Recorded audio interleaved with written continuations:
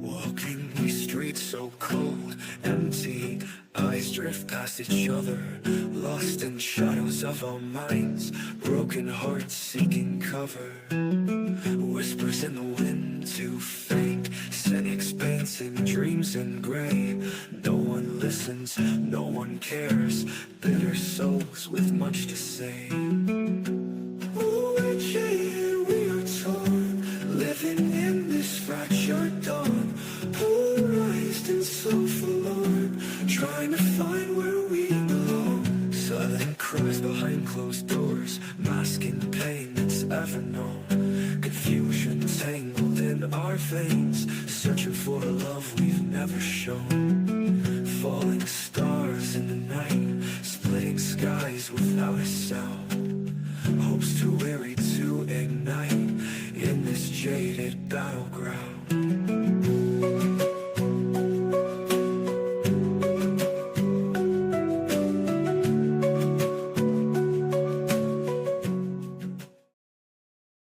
Hi, listeners. This is the Untitled Project 2025. I'm Brandon from FDR's Wheelchair.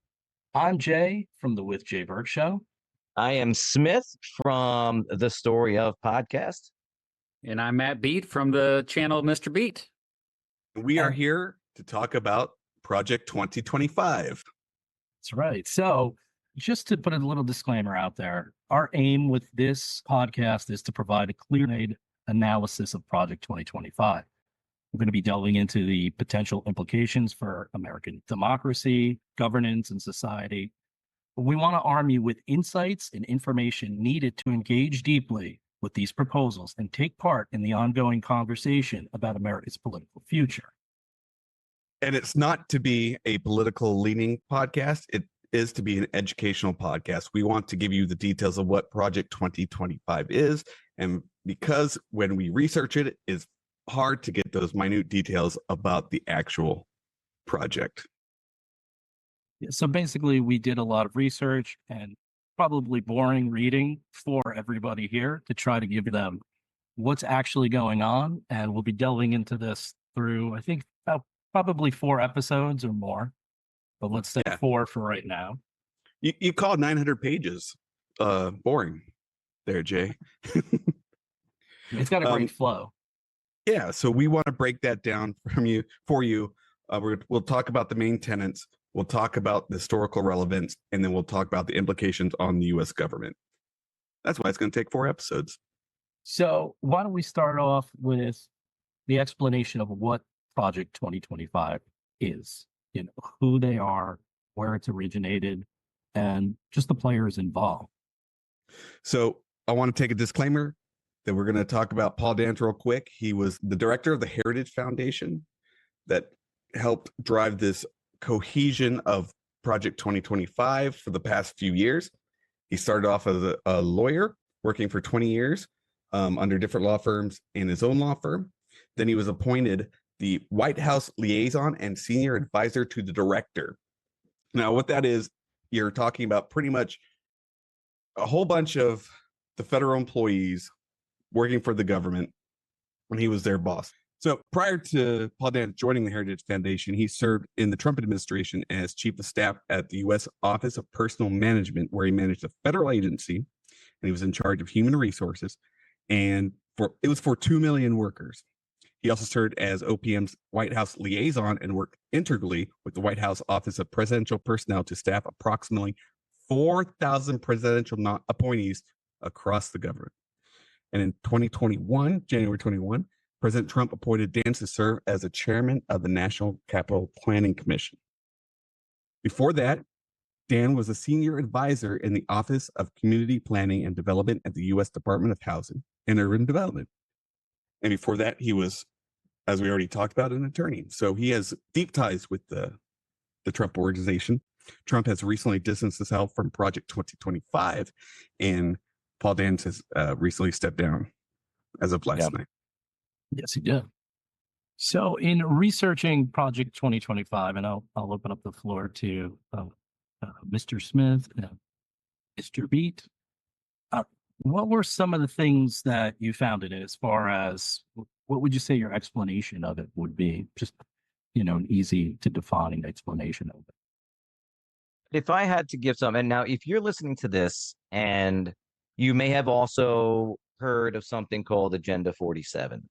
And there's a little bit of a difference between the two. I would say the easiest way to describe this is Project 2025 is an employee guide for people who will work for the next Trump or conservative administration.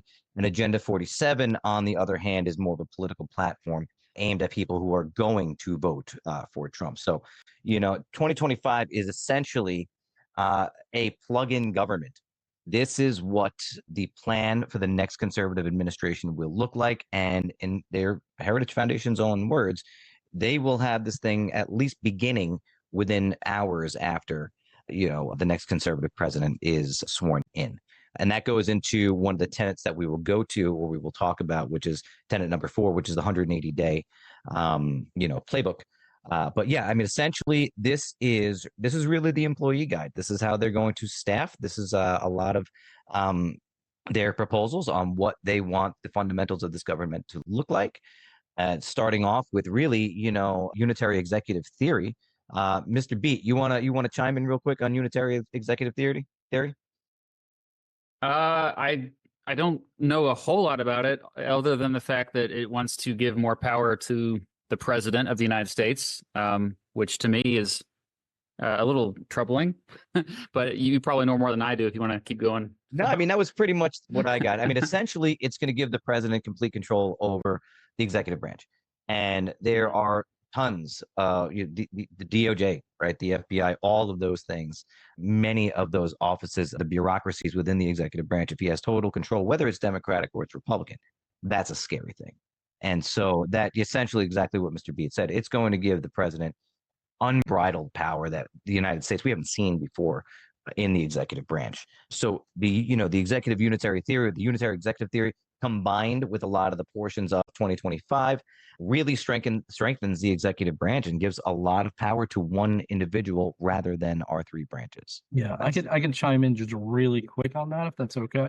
So that dates back to the Reagan administration, that there was supporters of this theory. They sometimes refer to them as Unitarians, and they contend this goes back to the founding. So they're using the vesting clause of Article 2, which is perhaps the most cited clause in favor of this, which says the executive power of the United States shall be vested in the President of the United States of America. And that's kind of there's an argument right there of originalism, right, where it's taking the exact words and trying to basically state straight out the vesting power of the executive. Thus, everything that falls underneath the executive branch would be vested in the power of the president, which is a theory that has essentially been argued down the entire existence of the United States to this point. It's not been something, unless I'm mistaken, but it's not something that has been taken seriously by a lot of political scientists.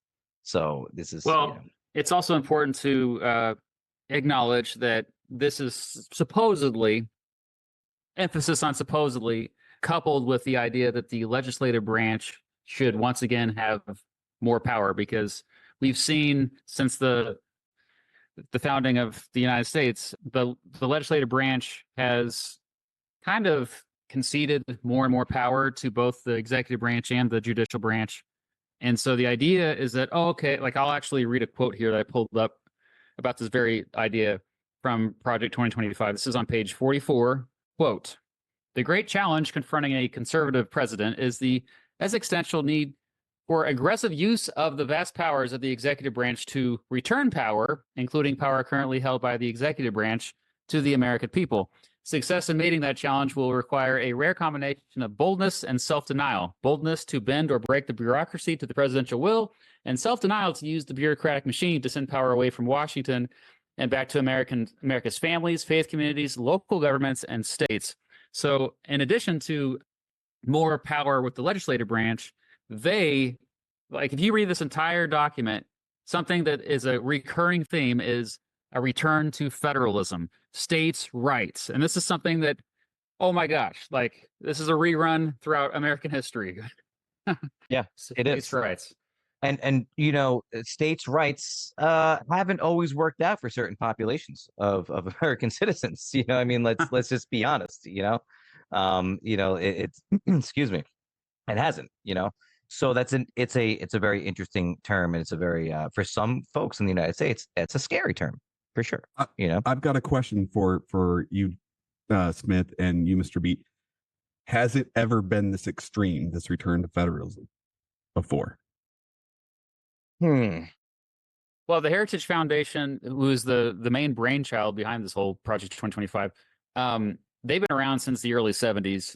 And so these ideas haven't really changed since then. They've been in fact, a lot of these ideas overlapped with supporters of Ronald Reagan, as one of you guys mentioned. But if you look before the 70s, I would say that a lot of this stuff was ebbed and flowed. Like during the New Deal, like the New Deal era, from Franklin Roosevelt's tenure from the 1930s all the way up to, I'd say, the 1970s, you had these ideas kind of in obscurity. But if you want to go back further, you could go back to the original Democrats of the 1830s, 1840s, they talked about this stuff. So, yeah. Yeah, I mean that's where I was going to go.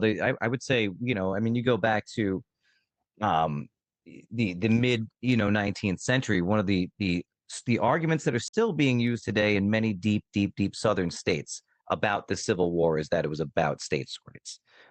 And then you ask a little bit further, you probe a little bit more, states' rights to do what? And it's generally where it goes to own other human beings, and it goes back. I mean, Jackson had issues when it comes down to states' rights, and he almost he threatened to behead his vice president.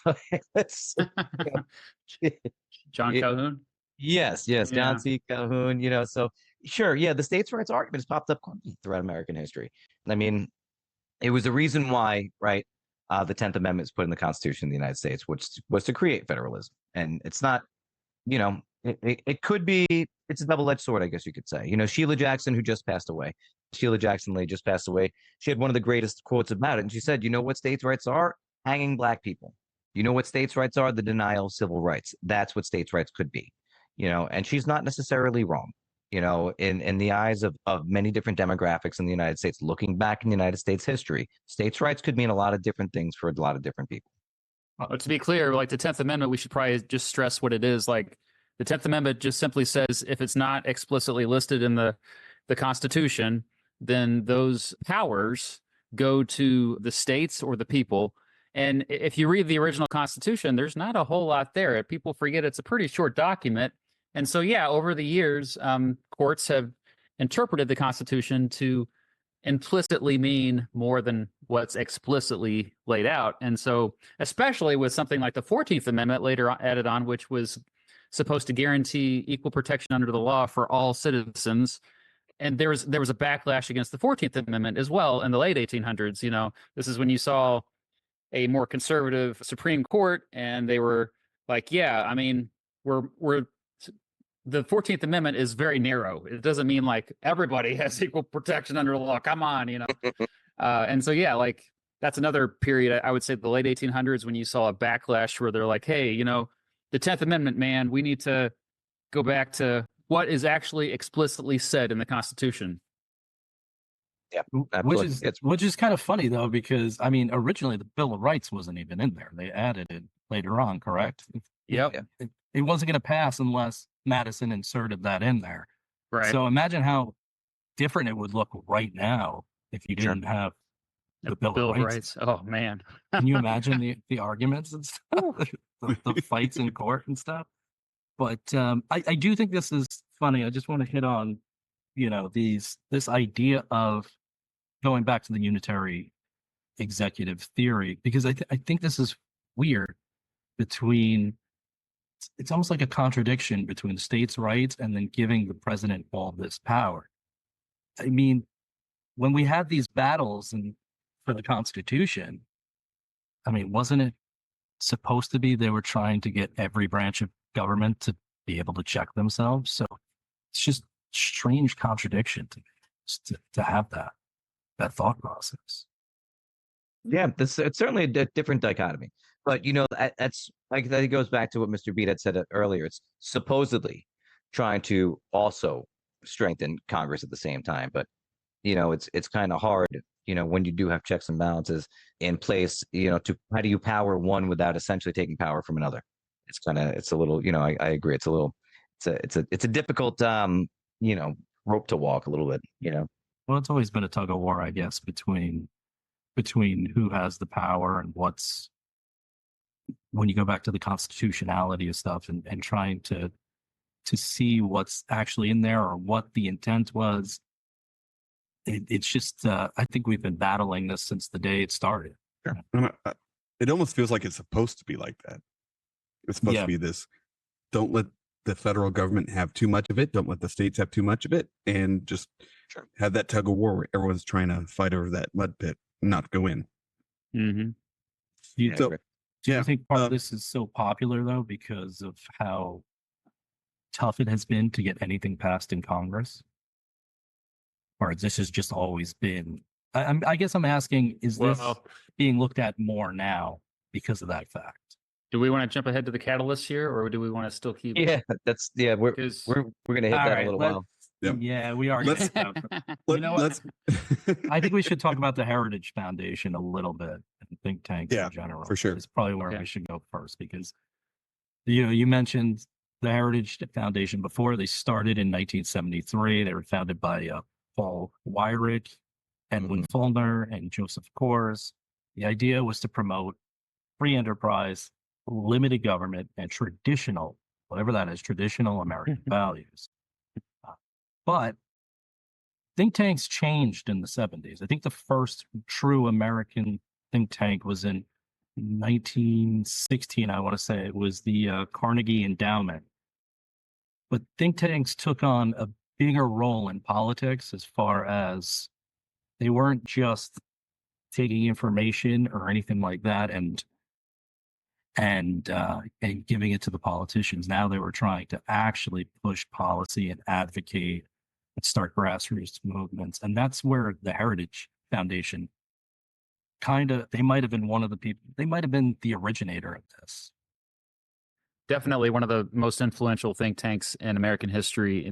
Absolutely. And really, like, my entire life, like, since Reagan was president, they have been a dominant force. I mean, even through the Obama administration, and they've definitely shifted through the times of, like, the Republican Party of 2024 is obviously much different than the Republican Party of 10 years ago, and they've managed to adapt right along with it. Right. Yeah, I mean, what we're seeing now with Project 2025 is an evolution of something called the mandate of leadership. And essentially that was created in 1981 for the Reagan administration. There has been multiple versions and multiple volumes that have come out over the years that Mr. B had just mentioned. Through every administration, they put out essentially a new version of their mandate for leadership. Reagan, at one point, I believe Heritage had touted that Reagan had passed about 60% of their 60%. proposals, which is a crazy number, which shows exactly what Mr. Beat had just said. When you said, you saw during the Reagan administration, I mean, it was huge. That was a integral part of the Reagan administration. It was massive, and I mean, even if we look, they made another one in 2015 ahead of Trump's first term. And 2 years into his presidency, they touted again that Trump had instituted 64% of their policy recommendations. I mean, that's everything from the Paris Climate Accords, increasing military spending, increasing offshore drilling, developing federal lands. Supreme Court justices too. Exactly. Yeah. I mean, you want to go to, Mitch McConnell has I'll give him the win on the Supreme Court up to this point, because that guy, after Bork back in the early 80s, he was just hell-bent on getting the Supreme Court too. But the Heritage Foundation has played an integral role, a massive role in pushing policy in the United States. More so, I mean, look, if Reagan is passing 60% of his proposals and Trump is passing 64% of the proposals, Americans have no idea how much the Heritage Foundation has influenced our lives on an everyday basis.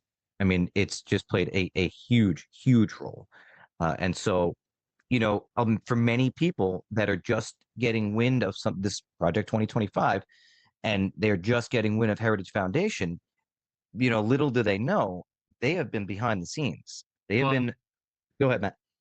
Well, how influential are they? They got 117 other organizations on board with their Project 2025 book, I guess, for lack of, is it a book? Yeah. That's a lot of, that's a big coalition of conservative organizations. Yeah. Do you guys mind if I just name off a couple? I got a list right here. Absolutely. All right. So we've got the Alabama Policy Institute. We have the American Association of Pro-Life OBGYNs. We've got the American Center for Law and Justice, the American Conservative. You've got the American Family Association. We've got the American Legislative Exchange Council. If you've ever heard of ALEC, ALEC is huge in passing laws in the United States. We have the American Family Project. That is a massive conservative group as well. You also have, let's see, we'll this down a little bit. Let's see, Coalition for Liberty. You've also got Moms for Liberty. I don't know if you guys have heard of Moms for Liberty. Taking over, right? Yeah. Taking over your local school board. Moms for Liberty is on there as well. Liberty University, the most conservative college in the United States, is also on there. The Mississippi Center for Public Policy, the Texas Center for Public Policy, the National Rifle Association, the National Religious Broadcasters. These are just a few of the groups that are in there. The Oklahoma Council of Public Affairs. There's a ton that's happening. And, we'll get into it a little bit more as the series goes on, but there are certain states like Texas, like Oklahoma, where Project 2025 initiatives, you could argue, are already being instituted, are already being used, specifically in public education. Protect Our Kids is another one that's been out in the news quite a bit. Tea Party Patriots, Turning Point USA, right? Is that Charlie Kirk? Yeah, Yeah, that is Charlie Kirk and Young America's Foundation. So all of these individuals, exactly like Mr. Beat had just said, this is, a massive group of conservative advocates that really kind of went to work on a 900-page policy book, essentially, to put it that way. Well, I would say that they did institute a lot of the lean towards conservatism, because you can even look at Bill Clinton's presidency, where they supported NAFTA. Mhm. Right? They helped push that trade agreement. That was a heritage supported priority since the 1980s, what I think. Mm-hmm. Oh, they helped with welfare reform, which Clinton and the Republican-controlled Congress created the Personal Responsibility and Work Opportunity Reconciliation Act of 1996, which totally adopted their platform. So, yeah, they have had a major influence. And like Mr. Beat said before, even with Obama's administration, I mean, they were pretty instrumental on trying to block him, I guess, on a lot of his initiatives more than Yes. implementing any Absolutely. of them. But they still kept that axis leaning towards their dial as much as they could. So yeah, they have been amazingly consequential since I'd say Reagan's administration, and they worked pretty quick. I mean, it only took them 7 years to start implementing that stuff from when they found it themselves. Sure. No, I was just going to say, what I have noticed, and like I said, go back to Mitch McConnell after, Bork gets borked from the Supreme Court. And you look at mandate of leadership or mandate for leadership in 1981. Yeah, they got on the board pretty quickly, but the conservative movement, and this is not a shot at all, has played the long game incredibly well. Incredibly well. They have put in the groundwork at the lower levels, at the local levels, but they've played the long game. They've been at the mandate for leadership since 1981. They have, around that same time is where Mitch McConnell made it his life's work to make a conservative Supreme Court. And again, not saying bad or good, I'm saying they played the long game incredibly well. And they're beginning, we're at a junction in time now where behind the scenes, for the most part, there's been a lot of work done in that movement and gotten a lot passed. I mean, look, it's crazy the amount of stuff that they've gotten passed. So, I just wanted to kind of highlight the long game and having patience and going to war on a lot of things, and not what's the word I'm looking for? Compromising on a lot of ideals has worked for them, and it's gotten them, a decent amount of change, a decent amount of power. Well, thank you, Smith. You actually answered my question before I asked it. So great job. No, I was going to ask, would it be fair to say that since the 80s, especially the Reagan administration, would it be fair to say that the think tank has gone from providing advice, information, policy expertise to going to actually dictating policy? And I think you kind of said that, yeah, they're going from that to implementing their own decisions through political candidates or political leaders, starting with Reagan or in 1981, as Jay said. Yeah, I mean, I would agree. I got a quote here, and again, I'd said it before. It's Trump is not behind Project 2025. He's not, and I've mentioned it again. It's really set up for the next conservative president. So that could be this year, or that could be 4 years from now.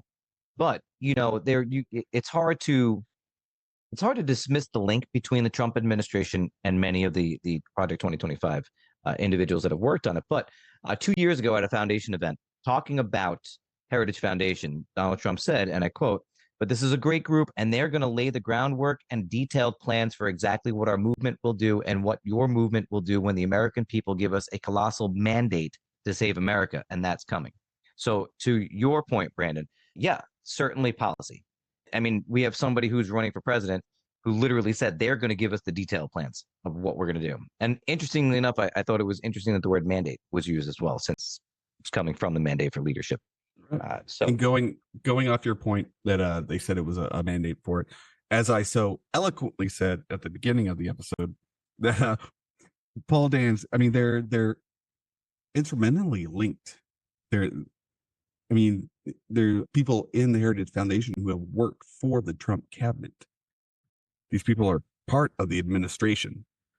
And Trump had denied any involvement with 2025, but yes, his hands isn't doing the paperwork, but it's the people that he had in place to lead his administration are doing this. Sure. And but Mr. Beat, I think you can attest to that, the revolving door in Washington, D.C. as well, right? So to see people that work in administrations that go to work for think tanks or go to work for special interest organizations is something that's very, very common. So it's not surprising to me to see a group from an administration or from what I've read, it's over 24 individuals from the Trump administration have worked somewhere within Project 2025. But the revolving door, which means generally many people that work for an administration or an executive branch, job or whether, just an administration job will end up going to, as we said, a think tank, or could be working for a special interest group and then find their way back right into Washington and go find their way back across the street. Right. So it's not crazy surprising. It is something that is very common. But again, the links are there. And they are what they are. Spencer Cretion is another one. He was a former special assistant to President Trump. He is now the project's associate director. He might be moving up. Who knows? Now that Paul Dans is stepped away. But there's many. Russ Vought is another gentleman that was again in both sides. So yeah, it's certainly that. That's kind of how Washington works. To be honest with you, when you've got the revolving door and you've got those relationships between individuals that are working in Washington or working in the Capitol or working in the White House, and also then doing time essentially in special interest groups or think tanks, those relationships are there. And a lot more so than the American public probably realizes.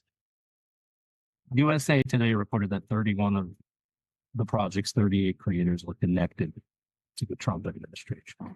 Some people that like Dr. Ben Carson, who ran the Department of Housing and Urban Development under Trump, Peter Navarro, who was the director of the Office of Trade and Manufacturing Policy under Trump. And he spoke, I believe, at the Republican National Convention. And these aren't no-name people. These are big in the administration. Yeah. Ken Cuccinelli is another one. From Jersey. Yes. Sorry, guys. I'm sorry. I think I cut off. I think Mr. Beat was going to chime in with something there. I would just say that I was when I was reading over Project 2025, yeah, a lot of it is really boring. but a lot of it's Sure. also like we're kind of what we come to expect from the Heritage Foundation. Like, yeah, like a lot of just deregulation, get rid of the bureaucrats, free enterprise, capitalism, yada yada. However, like then just like randomly, it would just start kind of evoking culture war stuff. Yes. And that's like and so like I found that kind of jarring, like some of the language. It was almost like you had like an old guy that was writing it, and then like a young guy came in and like, well, the left, with a capital L, does this, or the woke culture warriors, and so like I found a lot of this actually to be also reactionary in terms of just reacting specifically to changing culture. Which it's always, I would say that a lot of these organizations, conservative organizations, have been reactionary, for a long time. But I think that's probably the part of the whole book that is, I think, freaking people out the most is the part that like, because, they bring up, like the fact that there's a lot of talk about family values, which can you guys define what family values are? Like, Yeah. I think it's just made up. Like one person has a completely different definition of what family values are compared to another. It's so crazy. Like, but this is the type of language they use, and their solution is almost always, just dismantle the bureaucracy. Although paradoxically, strengthen the power of the president, which is kind of like, how's that going to work? Like the president's going to have more power, but you're also going to weaken everyone around him. Yeah, so basically, the president have the power to do the paperwork to put his implementation in process. Right. Yeah. I guess to get it started, I'll give him that. But it's so like I think their end goal more than anything is to make it so that so-called conservative values are implemented, and to do that, you just got to completely just set a fire. Not literally, but figuratively, to the federal government. Well, you never know. Yeah, you shouldn't say that to the Heritage Foundation about setting a fire. But yeah, when I say family values, though, I mean like there's several times in this where they mention specifically gender, transgenderism, like, and this is something that the Heritage Foundation, even just 5 years ago would have not even considered bringing up, but. Like they're bringing up drag queens and pornography, gender identity, pornography, specifically pornography as well. Which I think it's probably a good time for us to get into the main tenets of Project 2025. What do you guys think? Yeah, I think that's a good idea. Yeah, I do want to say though, I do notice that like the Heritage Foundation is very different from 5-10 years ago, from what I remember. It's more pushing economic policy, strong defense, a lot of the Reagan type of stuff, which, is just, you can have a policy debate about stuff like that. You're right, though. There was like this hard turn towards, they just melded with the Trumpism. Yeah. Like I said, they adapted well.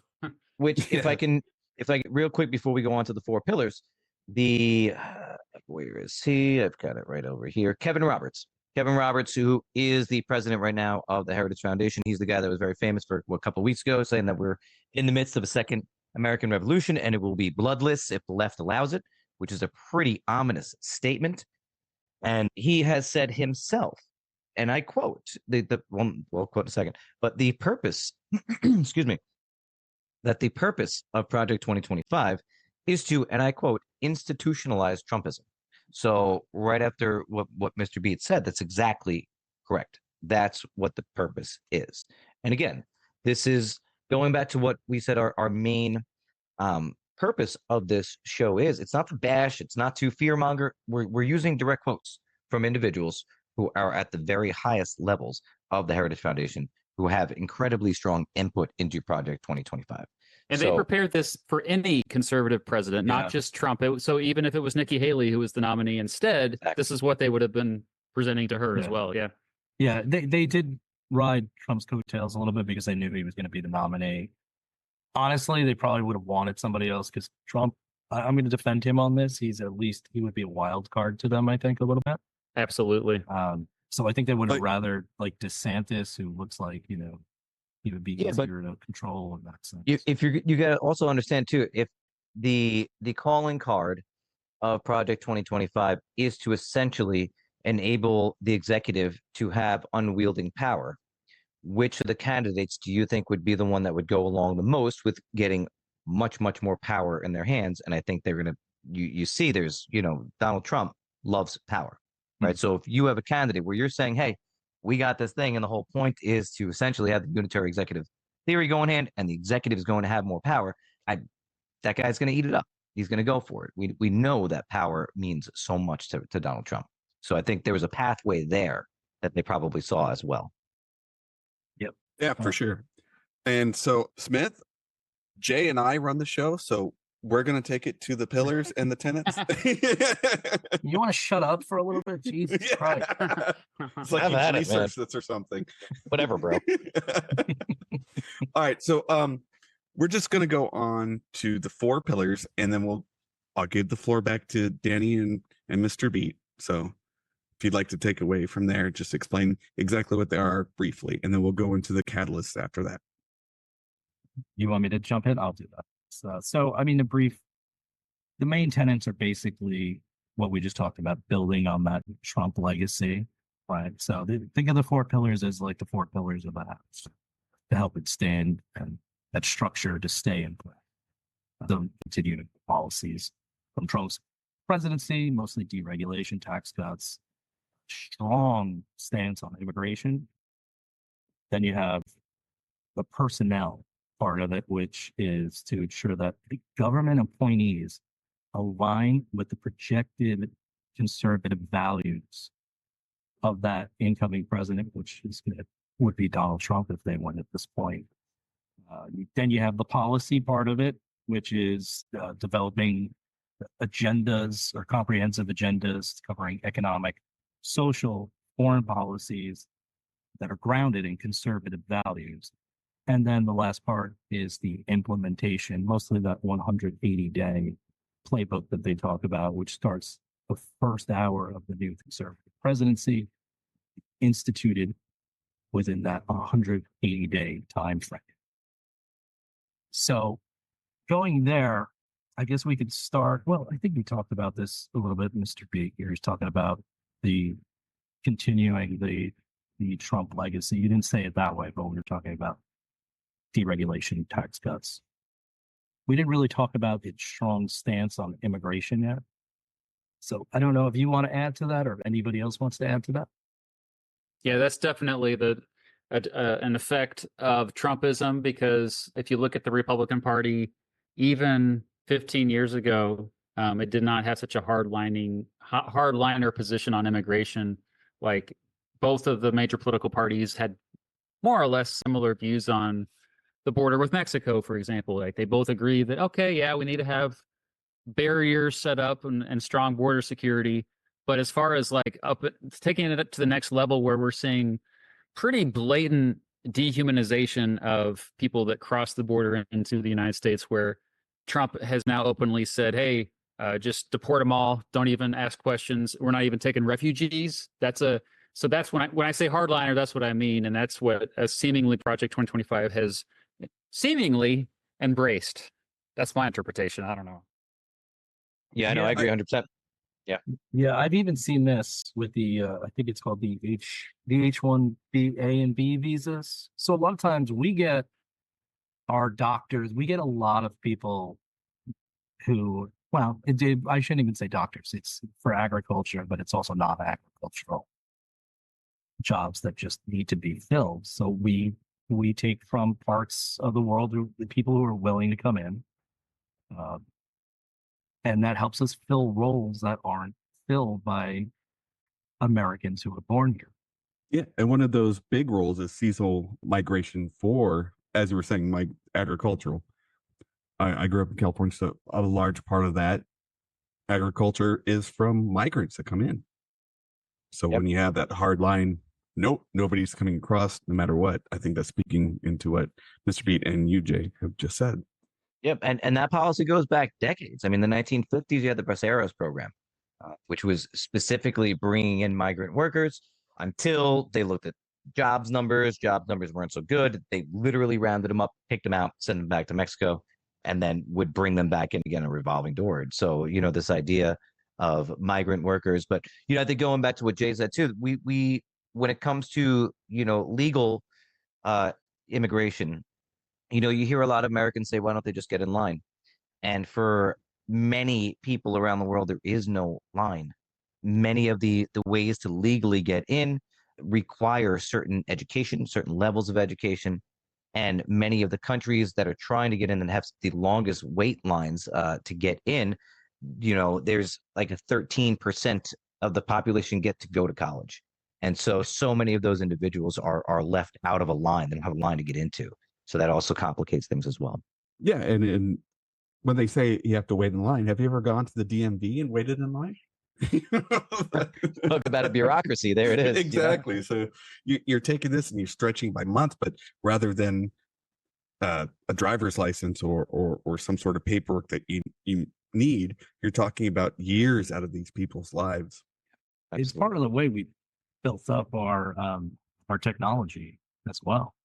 How we got ahead technologically took a lot of I think they call them F1 visas, which are the students who go to college here, and then they study, and they helped us build the technological infrastructure, or the visas we were just talking about. So, or they just let in a bunch of Nazis after World War II. We did that one. I was going to about say, or Operation Paperclip, or as ever called, but I think we're getting down different roads. So way off subject. We'll move. Anyways, we'll go back to Project 2025. Let's go back to the pillars. Hey, NASA. Yep, rockets. There were some cool rockets, though, right? Yes.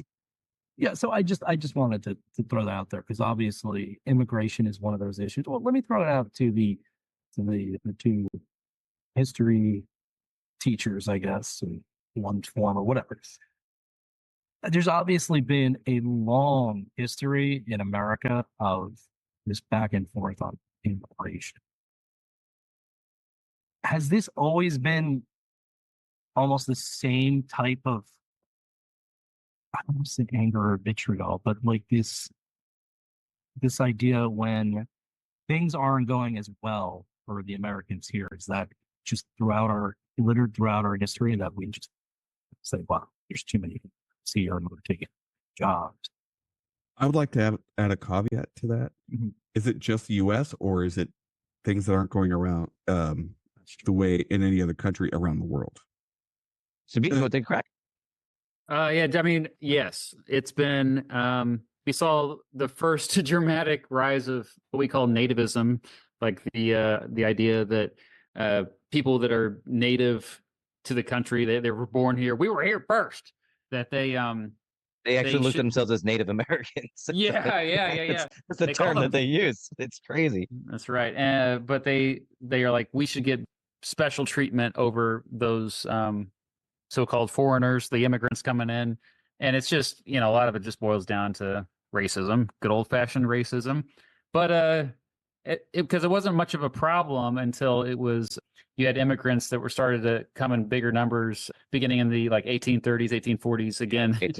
German and Irish. German, Irish are the two big groups. And then later on, of course, Italians and Chinese and Mexicans. Yeah. And so this is it's another ebb and flow, I would say. And world events definitely, Brandon, have an effect on it. Like the instability in the world because of the Great Depression, for example, brought a lot of refugees and many were rejected but also in the 1800s, if you showed up to the United States, you got in. There was no border wall. There was, if you could afford the ticket on the boat, the ship to get over it, like Ellis Island, that whole thing. Yeah, you all know about that. So I've seen 5 Goes West. Yeah.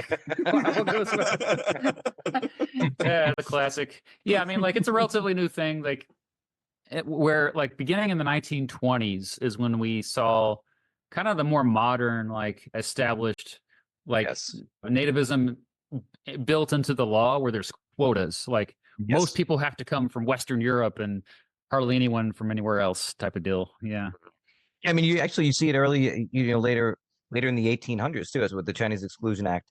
Yep. We're starting to actually see legislation aimed at specific groups of people. You can go back even earlier. I mean, you look back at the early 1800s, the French were targeted. French citizens or French individuals were targeted after the XYZ affair. Oh, that's right. I forgot about that. Yeah. And so you got Adams, going after, people of French descent because they would tend to be Democratic Republican voters. So they extended from 7 years to 14 years to get naturalized citizenship. And so, yeah, I mean, we've seen it from the very beginning of the country. The Alien Act. The Alien Act. There it is. Passed. There's the Alien Act. And so what we see this ebb and flow 100%. But what we notice, what I have noticed is each group, goes through its hardships, its nativism, and eventually another group will kind of come in and be the more dominant immigration force. And that group that was at the bottom will slowly move up the ladder. And you see that specifically after World War II with Italian Americans. Italian Americans coming home after World War II, there's much, much less vitriol towards, that ethnic group because those are American boys that went over to, so world events can absolutely shape vitriol, but could also, in some instances, allow other groups in and to be accepted as well. So the ebb and flow is very interesting. Great point. I think it's interesting too. Mr. B brought it up that he brought up the 1830s really starting to solidify that. It's like after one generation has been born here, they were all of a sudden like, "Hey, this is my land. This is where I come from." Yeah, yeah. And it starts right there because it was literally that first generation. Yeah, absolutely. Some of the most racist people that I've seen in the country today are second generation kids. You got to watch out for those second generation folks. Like, it's kind of crazy. We've had 8 presidents. I just looked this up today. 8 presidents who are second generation, meaning they had at least one immigrant parent. Andrew Jackson was one of them. Just throwing a name out there. James Buchanan. But no, some modern presidents too, like Barack Obama, who are much more enlightened when it comes to this stuff. But yeah, like it's isn't Donald Trump second generation? He is. His mom was born in Scotland. Isn't that crazy? Right. And his dad in Germany? I think his dad is in America. Or was he maybe lived there for I don't know. But anyway, back on track. You guys can look at Wikipedia for that. yeah. I'm on it. He was born. Fred Trump was born in the Bronx to German immigrants. Okay. So he was second. He was second. Gotcha. As well. Yeah. All right. Gotcha. All right. So let's move it a little bit, I guess, to the policy portion, where we talk about developing that agenda that covers economic, social, foreign policies, and that are grounded in conservative values. I don't know if we're going to get deep into the policy stuff until another episode, but just a little bit of an overview of what we're looking at and what you guys saw. How about you want to start it off, Brandon? Because I feel like I always go to the historians over there. So the policy proposals? Yeah, I mean, you could bring up whatever you've seen that kind of intrigued you about these. Yeah. So the one policy proposal that kind of really caught my eye was the federal agency restructuring. So the plan calling for cuts to the Department of Justice, dismantling the FBI and the Department of Homeland Security.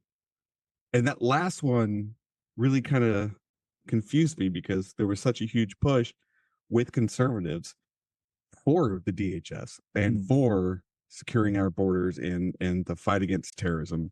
They also wanted to eliminate the Department of Commerce and like we've already mentioned, bring home the power to the executive branch. Also, talking to 2 teachers, they want to eliminate the Department of Education.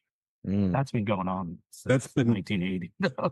But even before, I remember having a conversation with my great uncle.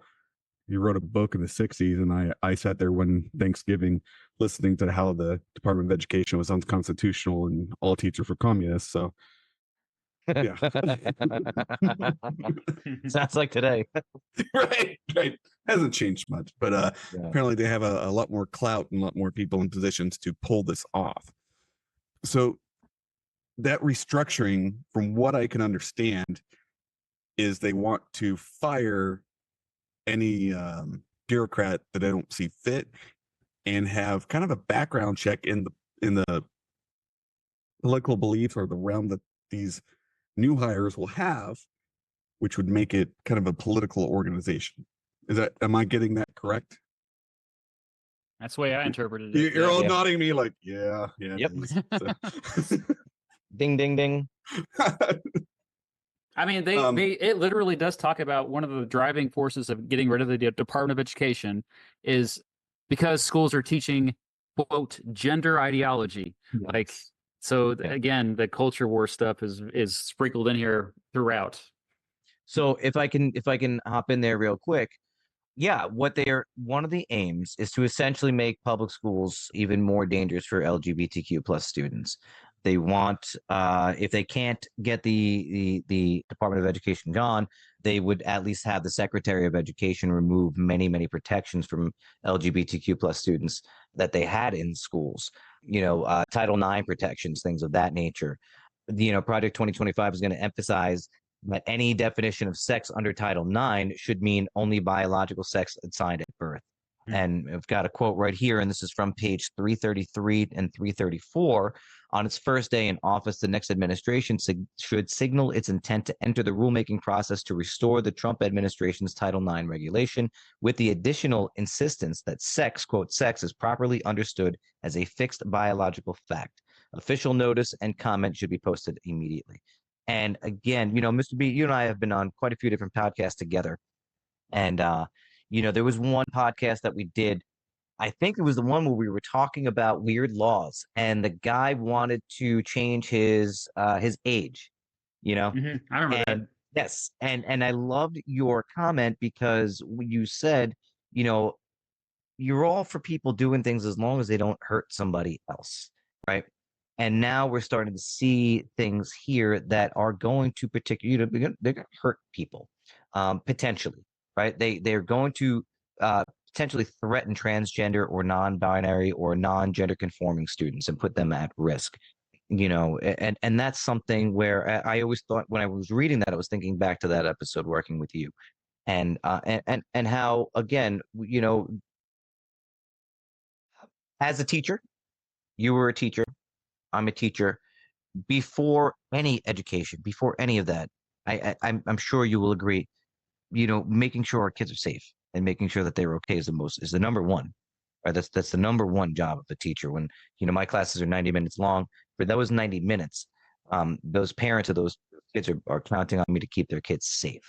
And if we're going to create a school environment where protections for kids are taken away, as a teacher, that is something that scares me. That scares me a lot. So when I looked at a lot of the policies, I went immediately to the education portion of it, and not just that port, but, cutting federal loan programs. That's hard too, man, because now you're going to hurt a lot of students that potentially needed those programs to go to school, and so Eat lunch. Lunch programs, Getting rid of public housing or getting rid of Section 8 vouchers. That's also part of this. So removing a lot of the federal safety net programs that are in place for those that are struggling. Yeah, exactly. And school of choice. I mean, we're seeing a lot with charter schools, and making it easier for charter schools to discriminate against LGBTQ students as well. There is just a lot that goes in there that could potentially harm children. And that's kind of the part that kind of sticks out to me as well. Take rescinding changes that added in things like non-binary. You take those away, so we don't even acknowledge that anymore, right? And so what does that do for kids? What does that do to kids? How does that work? We are already seeing that in North Carolina, where I teach. If a student identifies themselves as any other pronoun other than the one that is on their birth certificate, I have to essentially report that kid to their parents, and that's scary. Jeez. That's scary. Mm. And it's it's a scary thing to ask of somebody to do, because, to be completely honest with you, I'm a teacher and I'm also a parent, and where my stance is, I don't belong in that conversation between the child and their parent. It's not where I don't belong. I'm a teacher. I don't belong in that. I don't need to be the one that starts that conversation or initiates that conversation. Anyways, those are the type of things that I'm seeing, and it's scary. That scares me. That scares me for the general welfare of some students.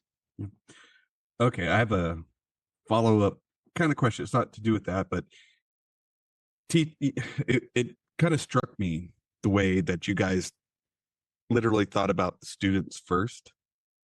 There was no concern about the teachers themselves. What are the implications for the teachers? I mean, that was amazing that you just literally went to the students and were like, they're unprotected. What can we do? What are the implications for 2025 for teacher protection? Like unions and things like that. I'm in North Carolina. I don't have protections. It's written into the state constitution. I'm legally not allowed to enter into a union in my state. So I've never had them. So it doesn't really change much for me. Or okay, honest. take away unions and take away your rights as an employee. Yeah. Well, I mean, the Oklahoma State Superintendent said it today. They're using, what is that, libs of TikTok, brought up to the superintendent of Oklahoma, of many teachers who I guess were making light of the assassination attempt on Donald Trump. I don't condone political violence. I don't condone making light of it. But libs of TikTok essentially brought it up, and then the superintendent said, sure, they're going to run with it. And any teacher who was found making any sort of derogatory remarks, he promised will not be teaching in the state of Oklahoma anymore. So, and I put money on the fact, I don't know it off the top of my head, but I'm going to put money on the fact that Oklahoma doesn't have teacher unions. So, again, without a union, you have zero protections. So really, it depends mainly on Mr. B, maybe I'm wrong, excuse me, but a lot of it depends on your state superintendent and the policies that your state is going to go down to. Yeah. As we know, reserved powers, 10th Amendment, education is reserved to the state. That's what I was going to say. It depends on what state you live in. If you live in Massachusetts, I think you're mostly going to be just fine. But remember, states have much less funding. They can't just create money like the federal government can. That's one of the benefits of the Department of Education is they have access to the money supply, that sweet federal money supply. And so with that gone, a lot of states are going to be struggling to, even if they do guarantee these the rights to every single citizen, the programs, now that they're not getting federal support, they may not be able to fund their state programs.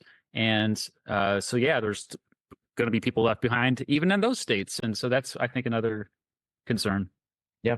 And even to go into deeper into, like lesser known, kind of a little bit more specific stuff, but, there is the potential for using block grants as a way to entice states to work in a way that the federal government wants them to. So a block grant essentially is the federal government says they're going to give a state money, right? And we would like you to use this money for whatever program, but you can actually use it for whatever you want. And a block grant is like a state hitting the lotto. That's the type of grants that they want. And so if the federal government turns around and begins to say, okay, we're going to start offering block grants to certain states that only abide by the things that we want them to, that is certainly a monetary enticement for states to follow through on some of the objectives that Project 2025 wants to get through as well. This is a lot of the culture war stuff. I saw a lot of woke language, woke warriors, stuff like that. Yes. In here, I mean, it does talk about it. It's going to have it would have a major effect on higher education too. Yeah, I mean, look at Florida.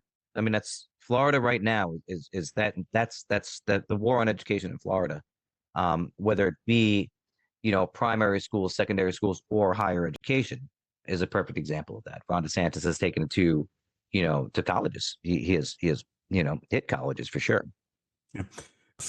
Smith, you owe me $20 because Oklahoma does have a teachers union. Oh, really? Oklahoma Education Association. So you can Venmo me, buddy. I don't know if that's actually, because we have the North Carolina Education Association. That's an advocate group that's a teacher advocate group. But I don't know. Is the Oklahoma Education Association actually a unit? Yeah, but they're not a great teachers union. Okay.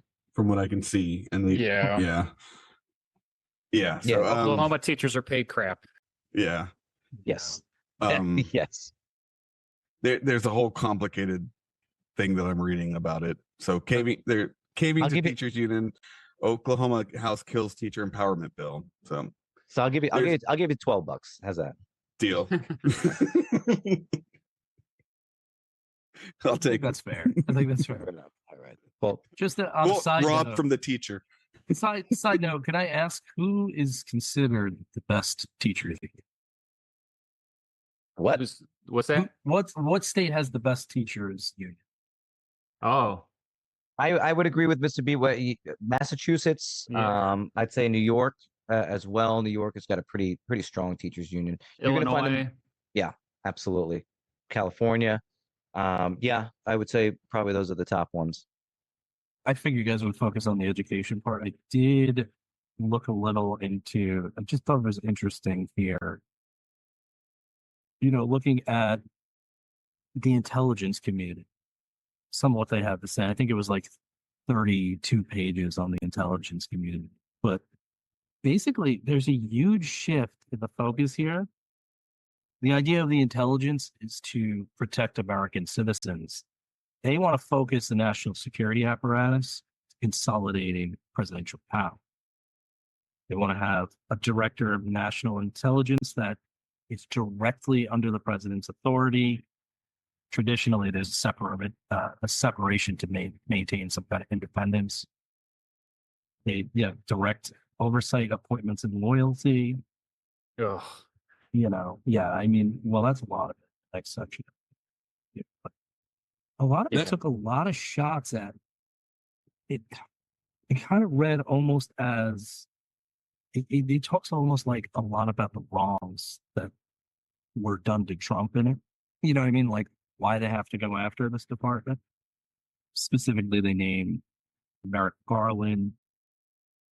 John Brennan is accused of politicizing the CIA and discrediting it by downplaying the directorate of operations and using intelligence as a political tool. James Clapper is criticized for his testimony on surveillance programs. They're saying there's lack of transparency, honesty, and of course, Garland's and get criticized for the DOJ's ability to investigate. There's just a lot that reads there that's funny to me that almost take a focus on what was done to Trump earlier, which might make sense because that's an easy way. When he gets he's been yelling about it. But also has broader appeal to libertarians. Like this is like it goes back to the Ron Paul days of the aughts and like when he ran for president in 2008, 2012. I think that libertarian wing of the Republican Party that is very against any kind of government surveillance, or like remember when the Biden administration was trying to they met with executives at Twitter and said, hey, we want you to crack down on misinformation, and the outcry to the backlash against that, of course. I mean, so these type of things like you said, all of this benefits Trump. And that's why a lot of his supporters have hopped on this stuff. Yeah, they also focus a little more on, they emphasize the threats to China, and notably they omit anything about Russia, Iran, or any kind of domestic terrorism. So it's just very interesting. Yeah, the way that's shaped up. I just found that one interesting. It's very anti-China throughout the entire book. Well, it also talks about clearances and security clearances, where the issuance of security clearances would be given to those deemed necessary to meet the administration's quote missions needs. Jared Kushner. Well, I was going to say there was a lot of blowback from Jared Kushner not getting security clearance, and there was a lot of people upset in the administration that they had to go through certain steps that have traditionally been the steps. And so Jared Kushner, right? Two national expert security specialists refused to give him clearance. They overruled it and they gave him one anyway, right? And so if you get rid of that and you just use things like, look, the missions, the needs of the mission for the administration, it's a loaded term as far as it's like national security, right? That term national security, you can pass anything in the term national security. It's so broad. So you're using the same type of playbook with that as well. And you've already seen history with that about the war on terrorism. You use that as a loaded gun on anything. I mean, that's why we have the Patriot Act. That's why we have basically a blank check to go do anything the military wants to do. The TikTok bill is loaded. It's pretty much from the Patriot Act. I mean, there's a lot of things in there that I read. I mean, it's 16 pages. It's nothing, but a lot of that language is directly lifted from what they did with the Patriot Act. It always escalates into or is used later on. And this is always like the push and pull that we have. Yeah. So I think we should move on to Wait, the. I wanted to do one quick thing to move on. I'm sorry, Jay, I didn't mean to cut you off, That's but okay. I think it kind of goes on the back of this. The in the use of military for domestic law enforcement. So the advocates want to use military and domestic enforcement roles, which could lead to an increased militarization already, even more so, of enforcement agency. And it goes on to use the Insurrection Act of 1807 to validate it. Which So would be, I believe, issued on day one. Yeah. So you're going from national intelligence to actual boots on the ground. That is a good segue. We'll get into the implementation of it. So, Danny, you said that was day one. That's the discussion that I have read about. It's day one. Now, look, that could be hyperbole. I'm not gonna say it's absolute fact, but discussion that I have, things that I have read when it comes to Project 2025. One of the main ideas is, in order for implementation to take a smooth transition, the Insurrection Act on day one, which is, I guess it's also with the expectation of much protest.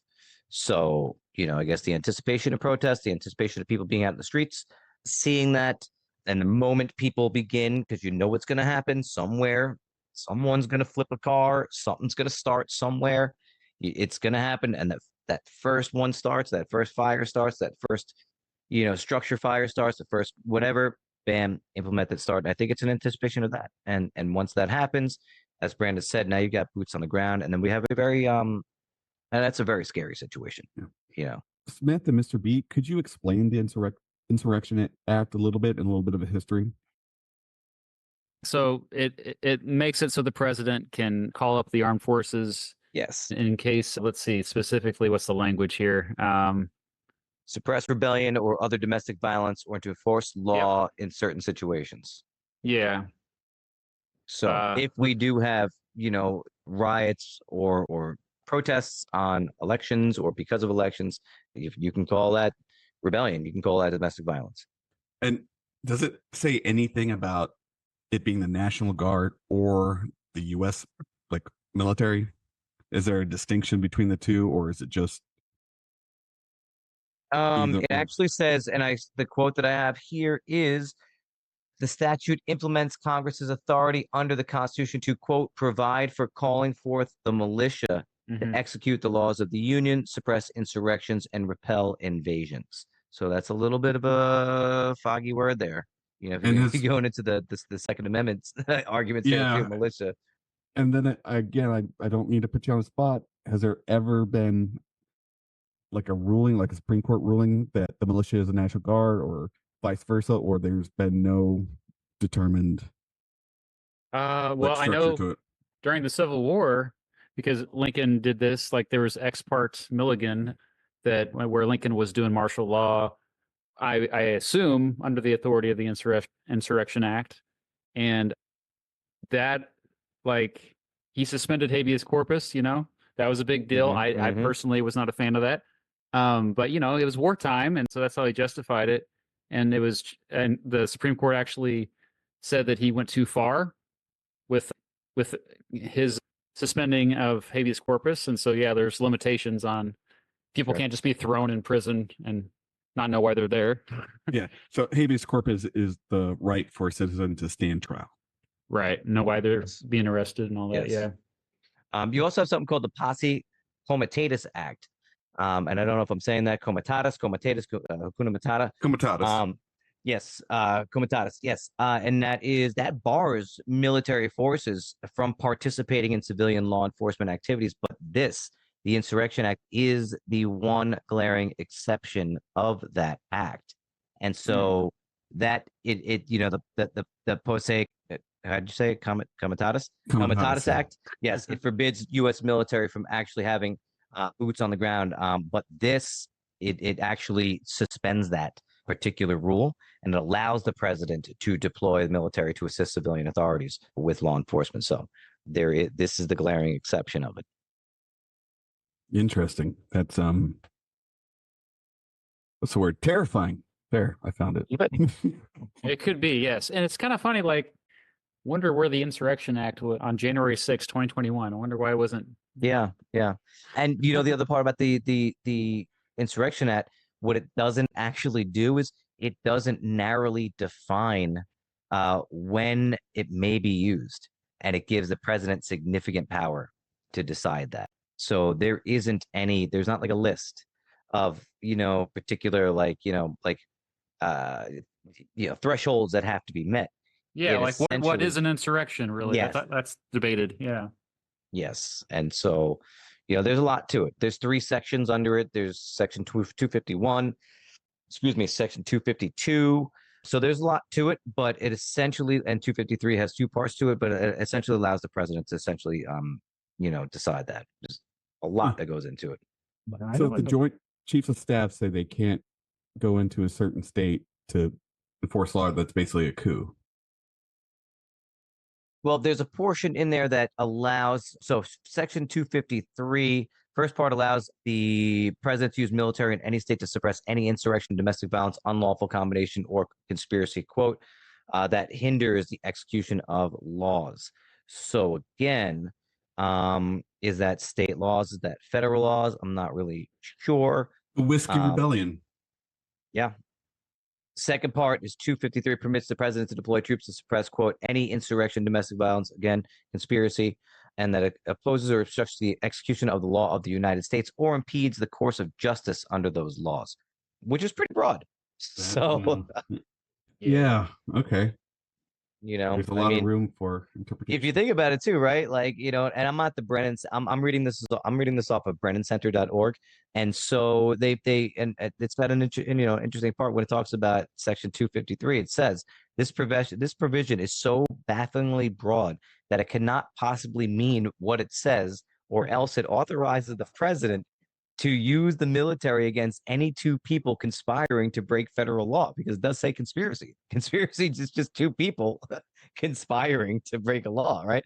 So, the Brennan Center is kind of like, this is so crazy that it can't mean what it says, which is insane to think about. Wow. So, yeah. And there's nothing in the text that actually defines insurrection, rebellion, or domestic violence.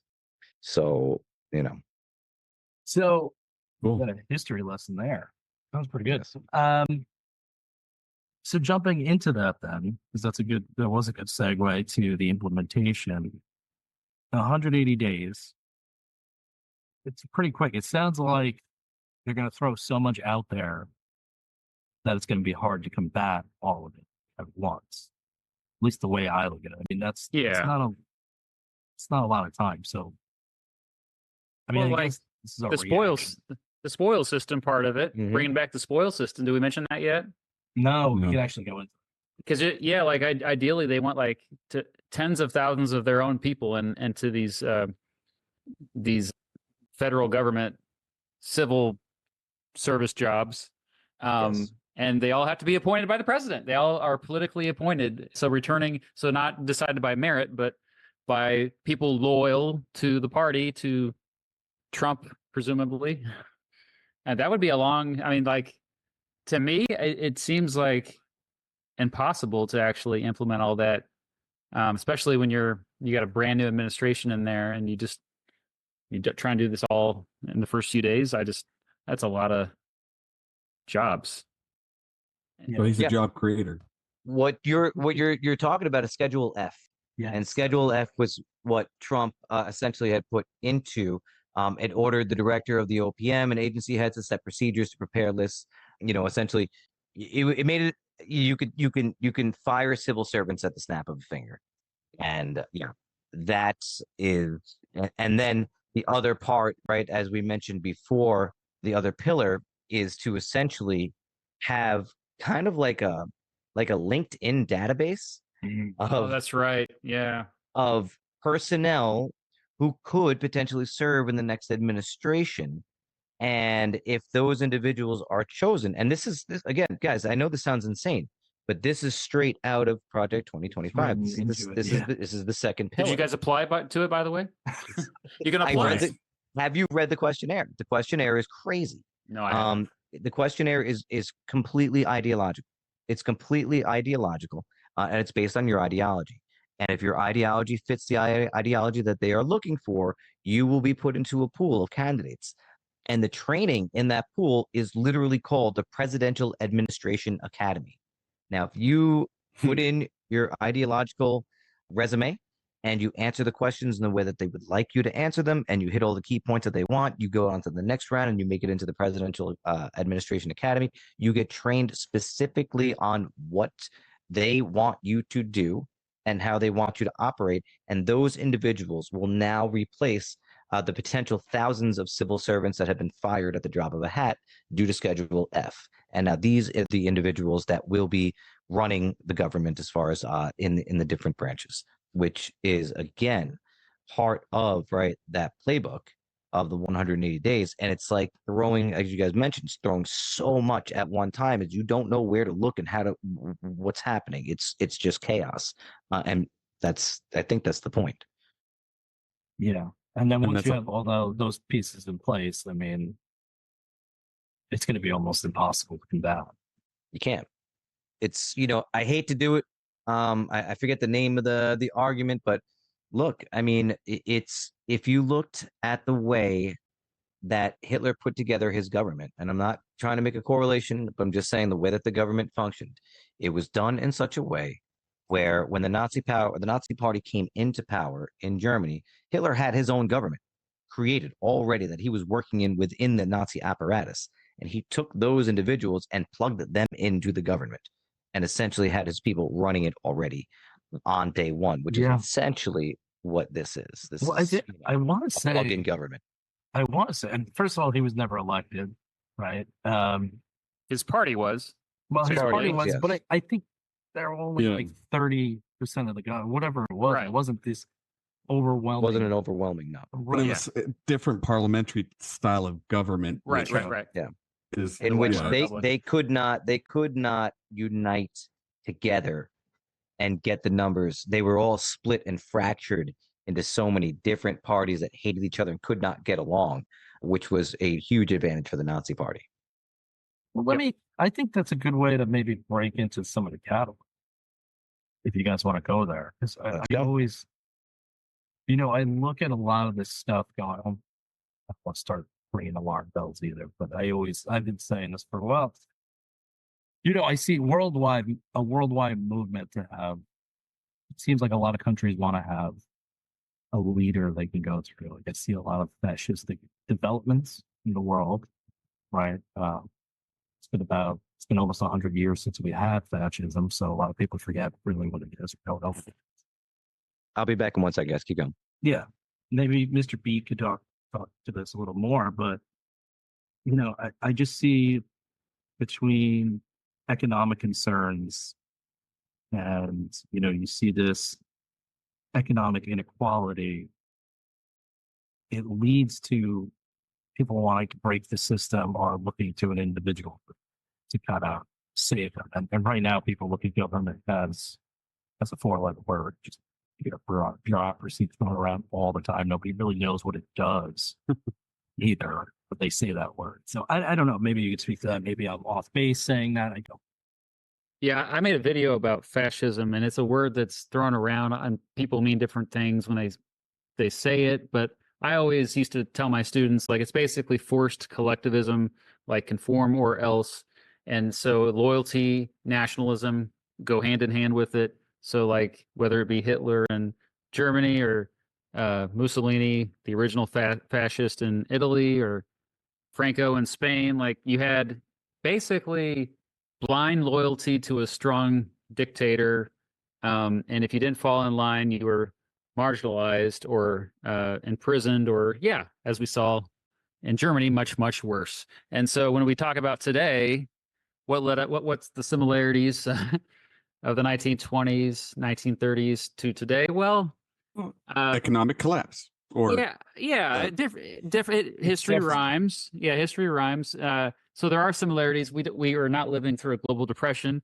However, today Yeah, like I think I would say going back to the Great Recession, which we never fully recovered from, and then also compounded with the COVID-19 pandemic. Economically, we've seen. Could you throw the .com bubble collapse as part of that? Like, Oh, because you yeah, had that, the Great Recession, and then COVID. yeah, a little bit of the .com, which that was 2000 and 2001. So so right around the time of 9/11. But yeah, like so really the last generation, 20, 25 years, you've seen a shrinking middle class. And like that's because of extreme wealth inequality. So there's now fewer people that have an opportunity to become wealthy than in previous generations. And because of that, a lot of people who now are more informed than ever. I know a lot of people say, "Oh, we're all misinformed because of social media." Actually, a lot of us are pretty well informed.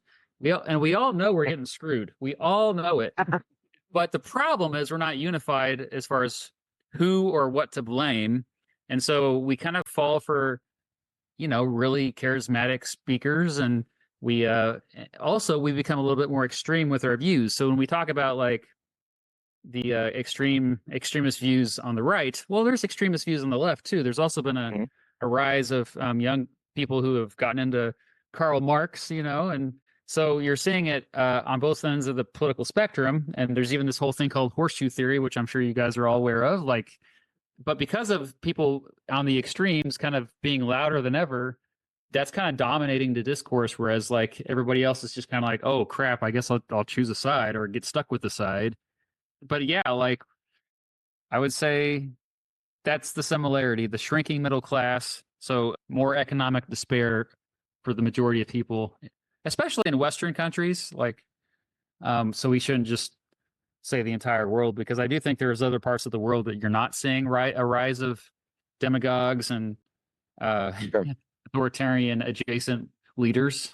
Well, France just denied that, just within the last couple of weeks, right? France Thanks just to a unified coalition, which I think we're going exactly to see here in the yes. United States as well. Like, I think Marie we Le still, Pen. our memories are still good enough to realize, like, yeah, things suck right now, but we shouldn't go to these right-leaning demagogues to solve the problem. Sure. Yeah. Yeah, I've been saying that too.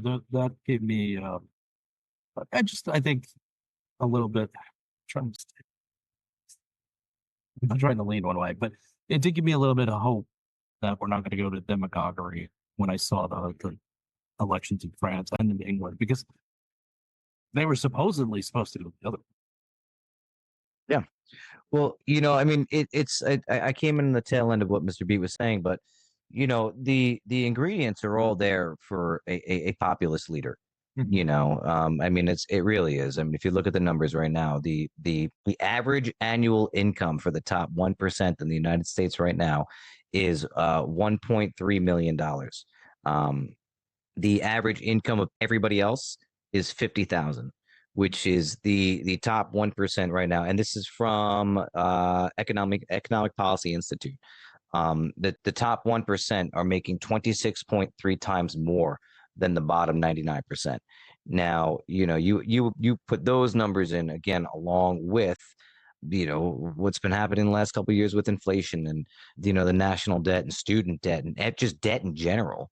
People are angry, and more exactly like Mr. Beat had said, when people are angry, that populists, tap into that vein of anger and that vein of mistrust, which is something else that we talk about, is that mistrust, the erosion of trust in institutions. It all goes in, and it's got that it's that perfect mix, right, of for a populist to come in, right, and begin, exploiting those feelings. So there was an interesting stat. I don't know if it's totally correct the way I'm going to say it, but I was doing a series of student debt, but I found this amazing statistic that said in 1940, I want to say a child born in 1940 had an 82% chance of doing better than their parents. Child born in 1980 went down to 50%. I don't know what it is now, or what it is in the last 20 years, but essentially in 40 years, they turned it into a coin toss. Yeah, It's crazy. The decline of social mobility is what we call that. Yeah. And that's a huge factor that's been studied. I know there was some scientists in Sweden studying this, right? So it's a little like What's crazy is I mentioned the horseshoe theory. Well, there's so many people on the right and left that actually agree on many issues, and one of those is that they just want to like stick it to the elites, the so-called elites. They just they disagree with who exactly is part of the elites. Like they're like, oh no, he's one of the good guys that has all the power and wealth.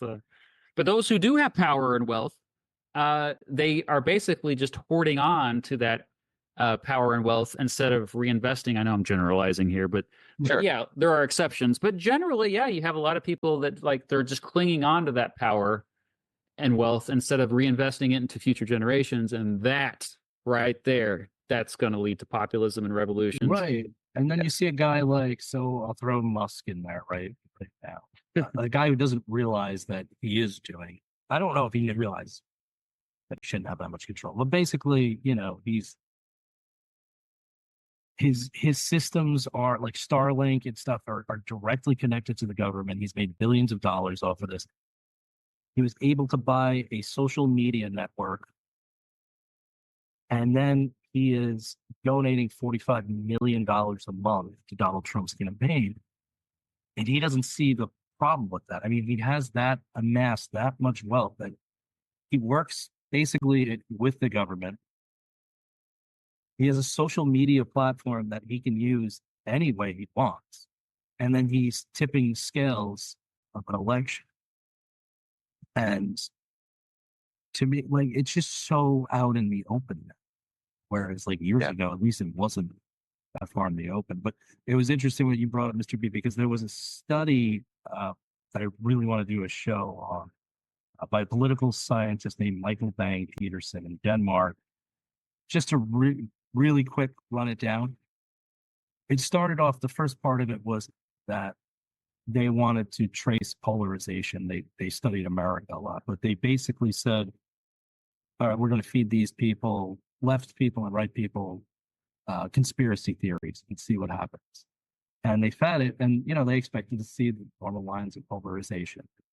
But what they found was that there was this really large third group that shared anything polarizing. They started talking to this group, and what they found was it was a pretty decent number of the electorate. They couldn't put a number on it, but they said as low as like 8% and as high as almost 30%. And found out there are really a lot of middle class people who look to like a guy like Donald Trump, and a lot of them may not like him, but he's a brick to the system. And what their problem was social mobility. They're being told they have it good. Middle class, maybe their home values went up a ton, stuff like that, but they feel like they can't move up in society. So they want to see the system brought down.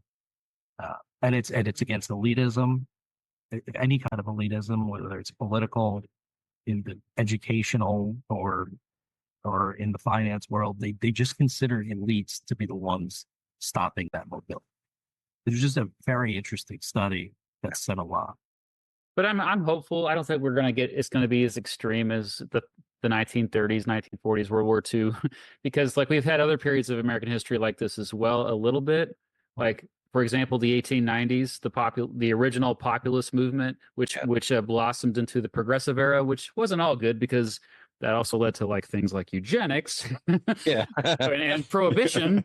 But it also led to like, oh yeah, like the idea of a weekend or like 40 hours a week and overtime pay and minimum wage and not child labor and protections for workers and children. Yeah, exactly. So like we couldn't be entering an era like that as well. Yeah, I think that too. You know, when I read something like this, and I don't mean this as like just the conservative movement type of thing, it feels like the last stand of an old guard. Like something is changing. You know, you want to talk about demographic changes or cultural backlash or anything like that. It feels like that's what this is about, like trying to restore the order to where it currently is. Yeah. Well, you know, you talked a little bit about we're starting to talk about the past, so I don't know. Do you guys want to jump into some of the parallels, maybe? We already covered some of it. Dang it! I'm sorry. Yeah, No, I was that's just about to say, is that what fine. we're doing? I'm trying to keep it moving because we're like, Yeah. Danny likes these things to be an hour. We're already at like Yeah. 140, which I had a feeling we had too much to cover. But No, that's I fine. think- Yeah, let's go to the parallels. Let's go. Let's keep it going. so obviously, Mr. B, I mean, we were talking about the New Deal here, right? So I don't know if there's an era before that. I can only find three in my research that I really thought about, which would be the New Deal era, the Great Society, civil rights era, and then obviously the Reagan Revolution. Do you guys, maybe any three of you, is there an era before that that has this huge type of catalyst for change in American society Before when? before the New Deal era? Oh, yeah. Before. Well, I mentioned overhaul of government. I mean, I mentioned the populist movement, Right. The 1890s and progressive era, early 1900s, but also before that, the Civil War was an interesting time because you basically had one party that dominated everything, and so they were able to pass all this crazy stuff like that would not get passed otherwise. Like the 14th Amendment, and then before that, I would say the Jacksonian democracy, like that was kind of the first major kind of stick it to the elites. And when we talk about the right end of the spectrum and the left end of the spectrum, I think it's important to stress that there are a lot of similarities. And I keep saying this, but like we on the right, they just consistently blame government in general, or especially federal government. The more power government has, the more blame. Whereas on the left, you tend to criticize more private forces, like multinational corporations or robber barons, so like Unregulated capitalism. Yeah. Right. And I think what a lot of people forget is a lot of times the governments and corporations are often on the same team. They're working together. They're actually helping each other get laws passed, scratching each other's backs. And, this is how it goes. I mean, it's like, and it's been this way since in a lot of countries for a long time. So this is not a new thing. But what does happen when people start to realize that is that when you see a lot of coalitions form that are unlikely, which what I'm seeing right now with the Republican Party that's surprising. There's a few issues that they actually were more associated with the Democratic Party that are now the Republican Party is starting to adopt. For example, there's a rising anti-war movement in the Republican Party. Yep. There is a rising, I would say, more populist economic wing of the Republican Party that's okay with raising the minimum wage and okay with paid child tax credits and okay with protectionism. So that's why I say we're entering a party shift right now. We're entering the seventh party system in terms of we're going to see the parties are actually becoming more alike than we want to actually admit, I think. What do you guys think about that? I know what I just said might be a little spicy, controversial. I don't think you're off, because I think any study I've ever seen is that when you ask Americans and you take away the R or the D next to whatever that policy is, it's like it's 70% or 72% of people agree with. It's really these weird wedge issues, like you said. I think you brought up a good point, and there is a dynamic that's always shifting.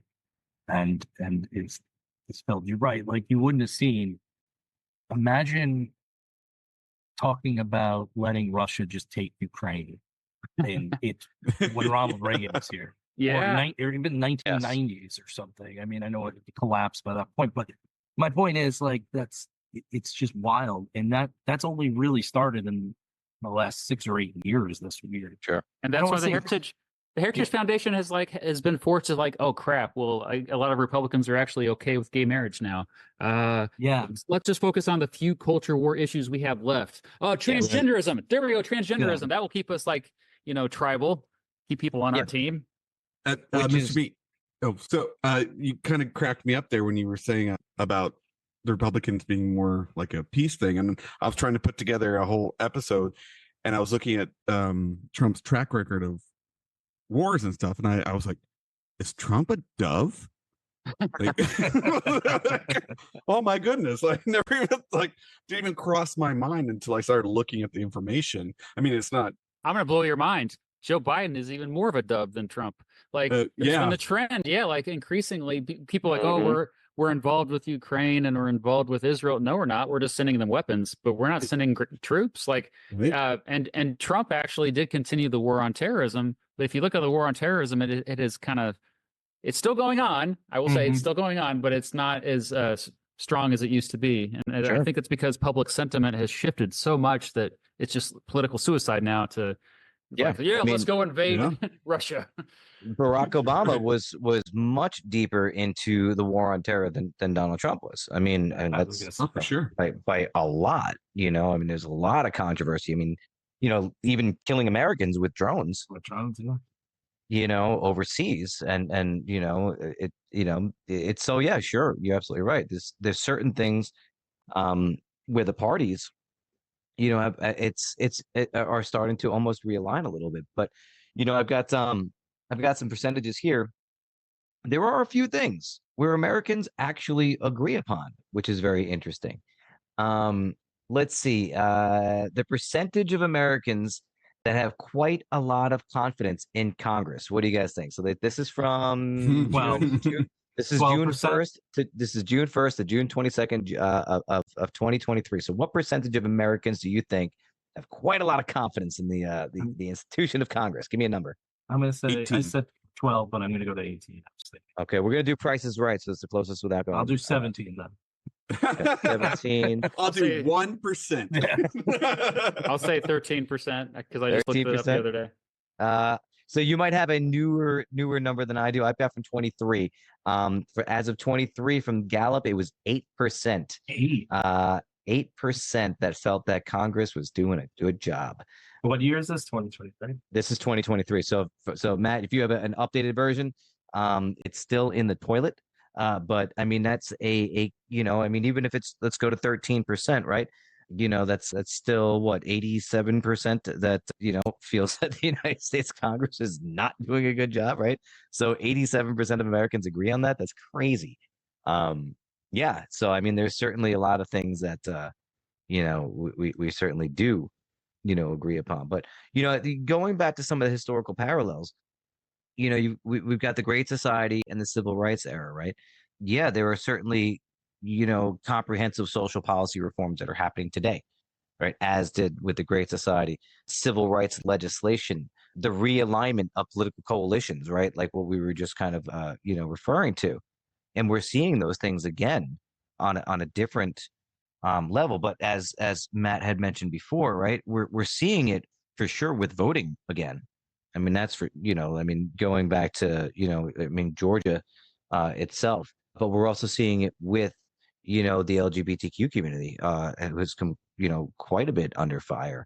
But you know, as well as anybody else, I mean, I think we all do, when there is a push for some sort of reform, or there is a push for some sort of civil rights, there's generally an equal, if not stronger, pushback. Right. The against, backlash. Yeah. you know, the backlash is, and we're seeing it. We're seeing Inevitable. it right now. Yeah. You know, Mr. Beat, I follow you on Twitter quite a bit, sir. And you know, I mean, what are your thoughts on this year paralleling 1968? You know, I know you were originally you were kind of like, I don't know, but are you starting to see a little bit more of a parallel with 68? Yeah, a little bit. I mean, It's a not little as weird. violent yet. I was gonna say there were 68 is pretty fine, but- 68 was an insane, yes, absolutely. So I think that's the birth of the conservative. Personally, I think that's the end of the. New I Deal know- Yeah, like really, coalition. that's the Yeah. end of the New Deal coalition. It's one of the things I wonder if why Democrats are so bad at fighting. I was talking to Brandon about this issue, where it's like they had Congress for what 55 years. I mean, they didn't. The presidency went back and forth, but let's face it, Republican presidents were like Eisenhower didn't love the New Deal, but he saw it as a part of the fabric of America. He just didn't expand it, kept it in place. Right. So, I mean, the presidents then were more moderate as far as Republican wise. We are obviously more apt to be put in these type of programs. But 68, it seems like the civil rights push leads to the Reagan Revolution. I mean, there's other things that happen, obviously, you know, the economic downturn inflation was a huge Yeah. Oh, yeah. stagflation. Stagflation. was Yes, huge. stagflation. The 70s, loss, really. and then the 70s are another era that's just insane, because then you have the loss of faith in the institutions with Nixon and at Vietnam. Vietnam Mhm. and Yeah. Ford pardoning Nixon, and Yeah, it was an era that just led. I am, like I said, me and Brad were talking about this last week. I understand why people can't, like, when Reagan comes in and says, you know, the worst words you want to hear, I'm from the government and I'm here to help. here to help. Yeah, I mean, it's kind of a brilliant political sure. saying at that time. Especially at the time. Yeah, especially at the Yeah. time. Well, it's a new day in America, right? And so, you know, and that was it. It was like that idea of we're dawning a new day, and the sun will rise tomorrow. But you know, again, we're seeing so many different parallels to 1968, and you know, I mean, again, as far as like, you know, social reforms and legislation and political coalitions changing, that it's not a surprise to me that something like a Project 2025 is being proposed as such a, you know, with such power behind it, right? Because again, when you have these forces of change, right? Again, I guess Mr. Beat had said, the backlash. This is Project 2025 is part of that backlash. Yeah. That's the And way I it's- look at it. Like, it's right. This is a change moment. And I don't think anything is ever in stone, obviously. The future is yet to be determined. Like, but if you get past this part of it, something's going to change. I mean, there's going to be a radical shift. Yeah, I believe this is a watershed moment for sure. Especially Absolutely. with these kids, you know, Mr. Pete said, really the last generation. It's gone, you know, I worry for my kids' generation. I mean, it's gotten so screwed. And some of these kids grew up, think about it. I mean, they grew up during shit Brandon said before, right? They could have been born during the dot-com bubble, went Mhm. through the 08 financial meltdown, 9/11, 9/11. COVID. I think that's more millennials though. Like, Yeah, because but they'll I mean, know it. But yeah, I think Gen Z is a little bit more cynical, and I think a lot of them are more vulnerable to like turn to a demagogue because they're just like, yeah, burn the whole thing down. Yeah. Yeah. that's probably a fair point. Yeah. Yeah. Well, you know, not to blame it on social media, but social media certainly plays a large role. You know, we like to be in our bubbles as well. Yeah. Do you think it'd Yeah. go to more of a demagogue or more of an apathy? Well, the And that's where problem we- is, yeah, like majority apathy's are always been there. apathetic. Yeah, the like, apathy's always been there. Which but which the kind few of that are engaged are falling for demagogues is what I mean. yeah, that's because you get the more the fringe because they're the actual ones taking part, where the people, Yeah. the majority are apathetic, and it's just like, yeah, we don't care. Like we're screwed this way or we're screwed that way. So But media, Bring it social- on. But media also plays a role, like Danny's talking about, right? Social media is a big factor, and I think AI is just this automation of what I click on, I can keep getting into my feed. That's one that keeps everybody's got a different reality. But I think that it's shifting though, because I think especially younger people are aware They're aware. of it. I agree. Yeah, it's still the older Yeah. folks that we're still trying Well- to educate. Like, Well, I hey, laugh. I always laugh because my father lives. My mother passed away, but it's like opened his world, you know. So he's watching like YouTube and in his room, and he starts telling me weird stuff, and I'm like, where are you getting this? And he's like, we said it on YouTube, and I'm like, all right. I had to sit him down like a little kid and be like, listen, everything I know there's a man on TV. It's very impressive, but it doesn't mean it's real. Like, I had to explain the whole thing. So I just came across an interesting statistic. So the 2022 election was the first midterm contest, and I'm getting this off of Tufts.edu. Excuse me. And so the 2022 midterm election was the first contest in which Generation Z made up the entire 18 to 24 block of voters, right? So it's the first time the Gen Z, that voting block was Gen Z. Now, apparently, based on census data, Gen Z's voter turnout in 2022 was higher than that of Gen Xers and millennials when they made up that 18 to 24 voting block. So it looks as if Gen Z is getting out there and voting more so than Gen X and millennials when they were at that main voting block age, which is certainly a very interesting statistic. They don't have jobs to go to, so they can vote. A lot of them don't have jobs that they don't have jobs that they don't want, right? I mean, Yeah. it's a totally different mentality as well, Mhm. right? That's true. I think we've also true. I think so, yeah. Hey, my power went out. We're in a thunderstorm. All right, so next week we're going to get into. I'm just going to. There you go. So I'm just going to I'll just say thank you to everybody. So, Yeah. All right. So that's a wrap for us today. Obviously, there was a lot to unpack there. There's so much more to get into. We'll have definitely at least 3 more episodes, maybe more, depending on what we find. But please come back for part 2, where we talk about the implementation of some of these ideas, who the key members may be, whether it's cabinet members, vice president, what the effect of the judiciary will be, and just so much more. So thank you guys for listening. We'll see you again. Thanks for tuning in. If you enjoyed this episode, don't forget to subscribe so you won't miss the rest of our 4-part series on Project 2025. We're diving deep into what this initiative means for the future of public policy and how it could shape America. Stay informed, stay engaged, and we'll catch you in the next episode.